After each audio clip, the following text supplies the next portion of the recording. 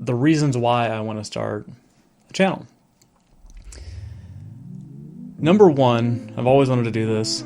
I haven't had time. I was working anywhere from 80 to 120 hours a week, sometimes less.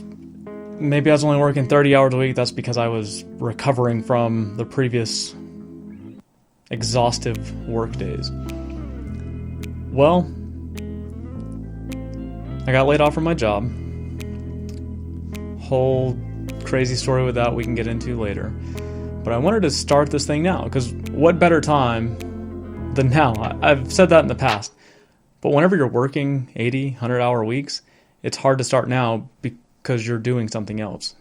You only have so much time in the day to get going. So I really feel that now, just being laid off, looking at this is what I wanted to get into anyways, just start the first video, see what happens. Get out in the world, talk to people, let my expertise help people. So what I'm going to do is I'm going to express my thoughts on where I think I can help. I love fitness and nutrition. That's my number one expertise. I'm really curious about creating businesses. I've read hundreds of business books. I probably have read more books on business and business information and marketing, etc., than I have fitness, but I've been doing fitness for the past 15 plus years. So if you look at it on a spectrum, from on one side you have my interest, on the other side you have my expertise. The expertise side is fitness, nutrition, photography, love all those things. On the other spectrum you have interest. I'm really interested in business. I'm interested in the other stuff too, because I'm an expert in those things, but I think bringing all that together to help people learn what I've gone through, the struggles that I've gone through, I think could be beneficial. So what this video is going to be dedicating my time for is going to be the people that are curious about how I'm getting businesses up and going, any type of consulting I do. I have a couple business ideas that I want to work through, because I think there's not a lot of starting points for businesses.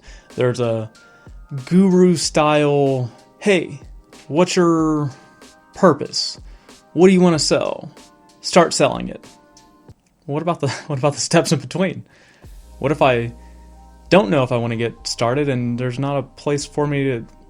There's a disconnect, basically, between step 1 and step 2. It's crazy. So I think that I'm able to help a lot of people get into the world of business through my interest in documenting my thoughts on business. My interest has peaked after having a conversation with my brother, who is a psychologist and deeply rooted in philosophical thoughts. I stated to him that I think life has 3 pillars. One pillar is health. The other pillar is wealth. The third pillar is happiness. Because I think that with health, you need nutrition, you need movement, mental health, etc. All those things fall into health. On the wealth side, for the most part, you need money to do things you want to do, that you need to do. You need to eat, you need to have shelter, you need to have these things. As far as happiness goes, that encompasses what you do in life, such as spending time with family, friends. For me, doing photography, I really enjoy those things, and that brings the happiness in.